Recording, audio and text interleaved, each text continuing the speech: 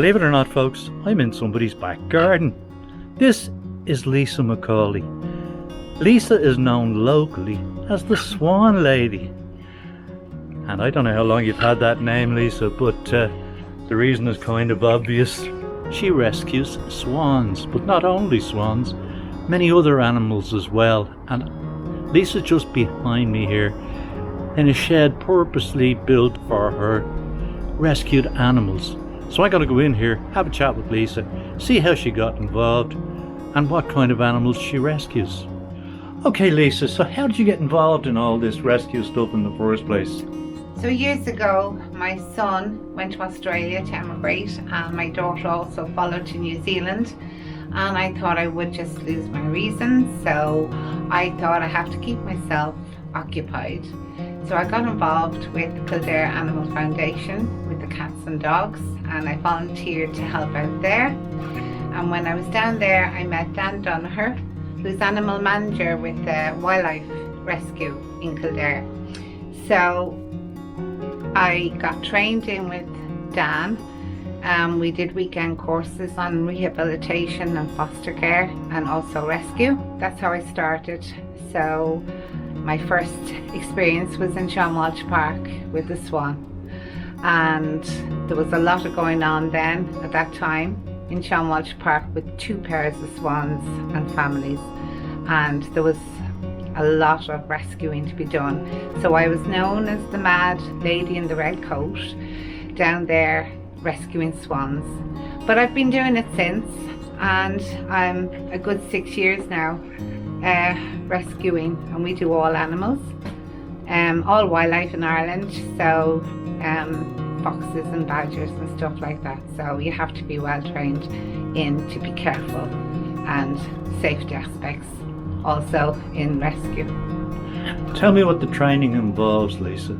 You do weekend courses, and it's sponsored by Wildlife Rehabilitation Ireland, and they go through, they have speakers over from England, and they will do testing with us, how to feed animals in your care, how to give injections, how to bandage, basic care for animal when they come into your care. Now, over the 6 years, tell me about some of the other animals you've had. We know about your reputation with swans. But what other animals? I've had foxes, mostly foxes here. So at the time with Kildare, this is the time of year now for fox cubs to start coming in April. And unfortunately, a lot of parents get killed when they're foraging for food.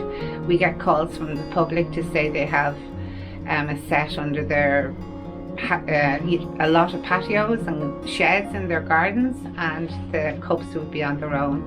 So I would take in, I have photographs, a lot of photographs where we would rear them. We have to feed them from the size of your hand, tiny little cubs, and we rear them to up to about 2 months, 3 months here, and then we will bring them down to be rewilded, because a tame fox is a dead fox, and so they have to be rewilded. So they will go into an area in the back of a field, an enclosed area, but they won't have any human contact, and that way they will forage for their food. Food will be left out for them, hidden, so they'll have to go looking for them, because they obviously haven't got the parents to teach them. So when they are successful and a good weight, they will be then released to certain areas that we know around Ireland that are fox friendly. There's no hunting in the area, and we watch them, and hopefully they survive. It's all we can do, is just do our best and help them. Well, that begs an obvious question from me, Lisa. How do you decide, having nurtured the fox back to health, how do you decide on where you're going to release it? If it's a fox cub, obviously then they would be released to a certain safe area. But if we rescue a fox, say for example Drimna, in a factory estate or somewhere, you have to bring them back to their area. You have to, because you can't release a fox in another fox's territory. It would be a death sentence to them, so you have to. If the area is very, for example, building going on, you know, we have down Sean Walsh Park building going on, so they have disrupted a fox's area there.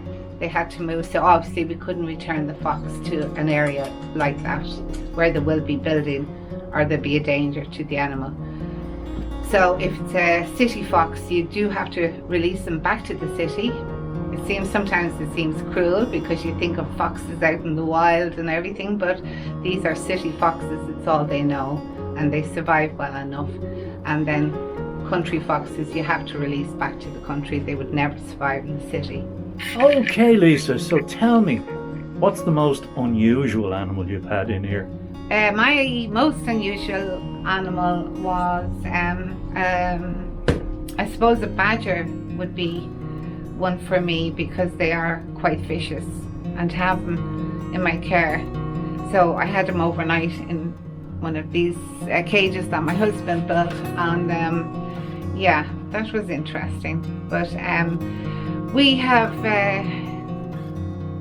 had very unusual specimens of birds coming into me that I've never even knew existed, to be honest with you. But it's been very interesting. So, but they do generally go down to a sanctuary. They wouldn't stay here long term. Badgers, they're a dangerous enough animal, although in all honesty I've been within 2 feet of them, so you know, I know what they're like. But when you're rescuing a badger, it's got to be dangerous enough.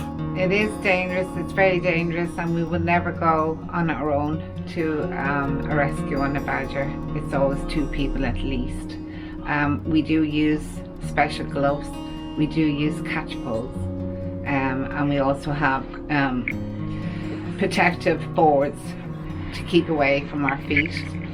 It is a dangerous situation, but unfortunately most that we go for are road traffic accidents or something like that, so they are not that feisty. But we do often get some that have gone into a housing estate in the middle of Dublin. You'd be surprised where you'd find a badger, and have got stuck in a garden, so they can be quite feisty. But you just take your time, and the catch poles are good. They don't hurt them. We're very careful with them, and if they're not injured, then we can relocate them back to where their area is. Can I assume then that they're released where they were found? Absolutely. Yeah. I thought so. Absolutely. Okay. Yeah.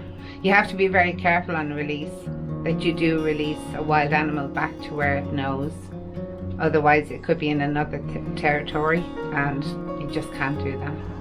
So right now we're at the back of Lisa's house, and right over here, hidden in the corner, she has a very small shed, especially for her swans, and she's going to take this guy out and show him to us.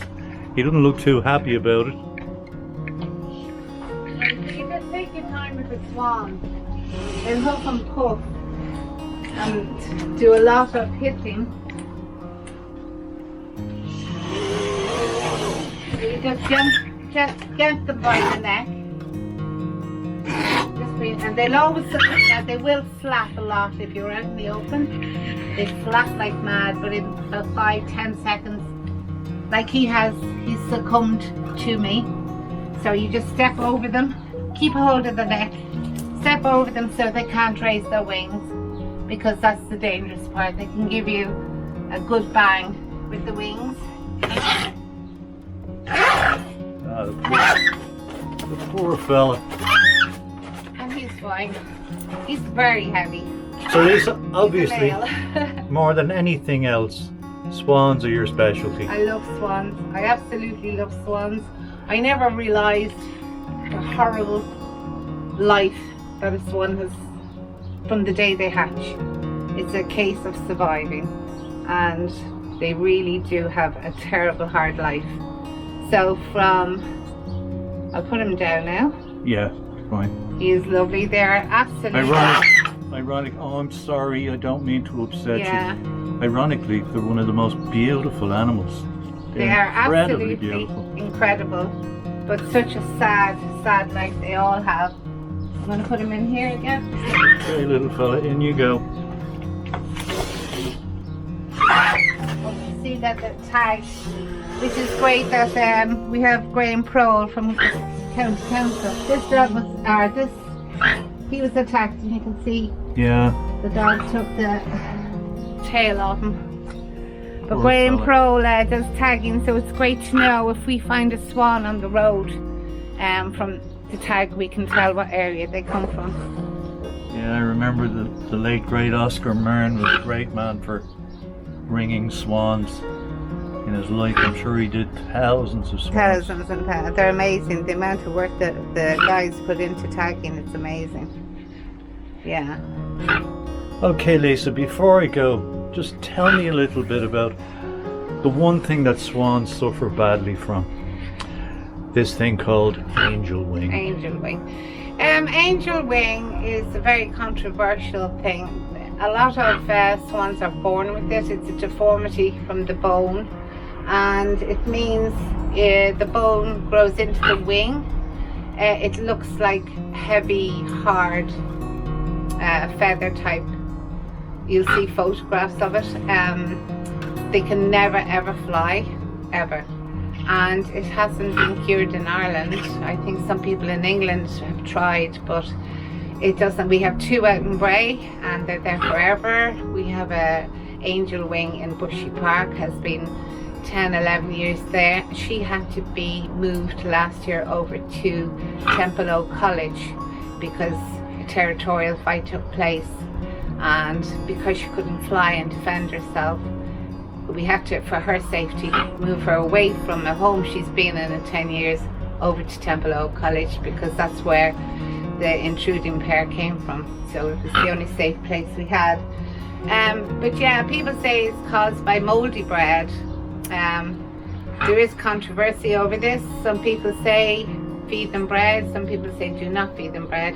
Bread has no nutrition whatsoever for a swan. But it does actually fill their stomachs. So it's like giving your children McDonald's every day. It's no good for them, but it fills them. So yeah, we use bread when we're doing rescues, because every single swan in Ireland loves bread, and people continuously feed bread. But the best thing is frozen peas, frozen corn. You can buy them in there. They're so much cheaper. And just put it along the edge of the water for them. They absolutely adore it, and it's so much cheaper than bread. But it's the mouldy bread that causes a lot of trouble. Okay, Lisa, I'm going to ask you one more question. I hadn't intended to ask this actually, but since we've discussed the angel wing thing, there are a lot of accidents with swans, flying into overhanging cables and such. Do you see many who have flown into the likes of wind turbines? Not turbines, because mostly that would be more country. Yeah, so okay. The girls and guys down in the country. But I've not personally, but our main one here is Samuel Becker Bridge in over the Liffey. We are constantly being called. It's like a cheese grater. They are flying into that, and they are literally killed, stone dead. Swans can only see peripheral. They can't see in front of them. Okay. And so when they're flying, they fly straight into the cables. We have it also out in Bray, where we have the tram track, and unfortunately the swan's flight path goes through these cables, and we're always getting calls from the train drivers to say there's a swan dead on the track or injured. But I'm constantly, Store Street Guard Station are always ringing to say there's a swan on Samuel Becker Bridge, and I've never ever had one that didn't die from its injuries. Oh, that's a shame. Yeah. Okay, I think we'll leave Lisa and her beautiful swan here in the corner. Have you named her, Lisa, or is it him or her? I think that's a him at the moment, It's but a no, male. Okay. we don't. We name them in our local parks, but they will be now having their new babies come April, May, and they have 6 weeks from the day they hatch to survive, because they'll be taken by the herons and seagulls and crows and magpies. But up to 6 weeks they will be heavy enough then to survive, and then mom and dad love them so much until October, November, and that's when they start to try and push them away. You'll see cygnets, they will automatically, maybe the males will segregate from the female cygnets, and they start to leave mum and dad, but we then have mum and dad pushing them out, and they have to leave, and the parents will actually injure them badly, very badly, with a good beating. They can break their wings, they can break their chest bone, their legs with the beating of the wing, and it can actually kill their own cygnets if they don't leave. And then also we have territorial fights where swans that they don't sexually mature until they are 4 or 5 years old. So you have the lives of the juveniles on the canals, Bray Harbour, Broad Meadows. They're all juveniles, and they stay together, flying around back and forth till they're 4 or 5. They mate, then they have to find their own section of water. So you'll have 2 young swans coming in to a park, and you will see the resident pair fighting them off, and it can be actually very, very vicious, and they will drown each other. They'll get on their back, they'll hold the head under, and they will drown a swan to take over the area.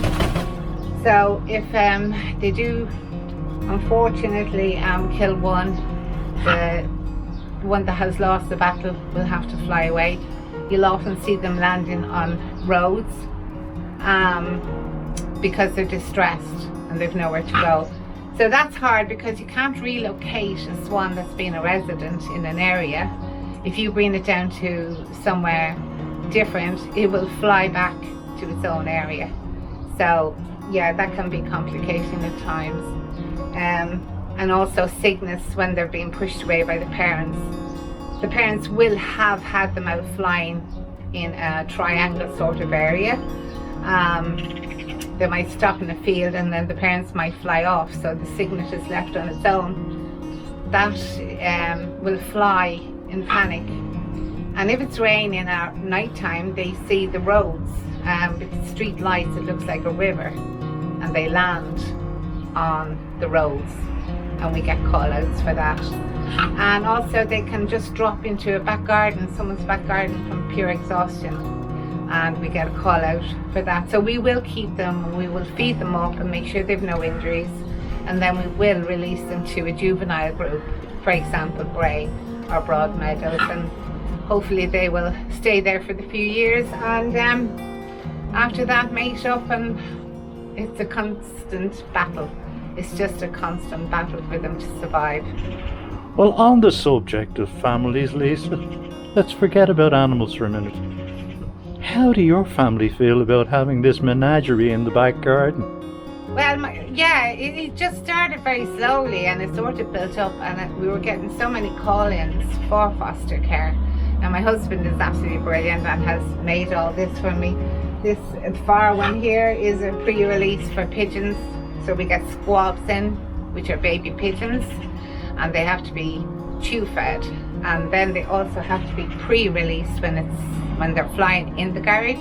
So we pre-release them 3 weeks out here to get them used to the wind, because they've never felt wind or rain. And it's actually a funny sight to see them when the rain comes and they have absolutely no idea what's happening. But you have to get them pre-released before you release them to the wild.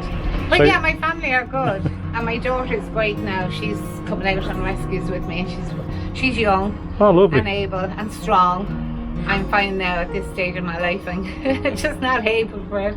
And Phil is a saint. Philip has been out. He actually, Philip's great now. He's been out with me a few times, and it's good to have a companion, especially at night time. You're going on calls. Of course, you have to be careful. So, and we might often get a call up the mountains for a snared fox or something, and I won't go on my own. So my daughter is great. She'll drive no problem around the mountains, or my husband. So they're very supportive, I have to say. Okay, Lisa, well listen, thanks very much for inviting me over this morning. No problem. I hope you didn't find that too much of a chore, and I'm sorry for disturbing your wonderful peace and quiet here in the corner. She's sort of attentive to you because she has the wings up. I'm going to leave you in peace, I promise. Thanks, Lisa. Well, thanks again for watching Wildlife Wednesday, folks. I hope you enjoyed this week's episode, and if you did, I'd be grateful if you'd give it a like and subscribe to my channel. And when you do, don't forget to ring the bell so you're notified every time I upload new content. If you'd like to buy a copy of my safari book From Sunrise to Sunset, just follow the link below the video. Till next week, stay safe, stay healthy, wash your hands and wear a mask where necessary, while continuing to maintain social distancing, because we're not quite out of the woods yet. Even me. Take care, folks. Bye.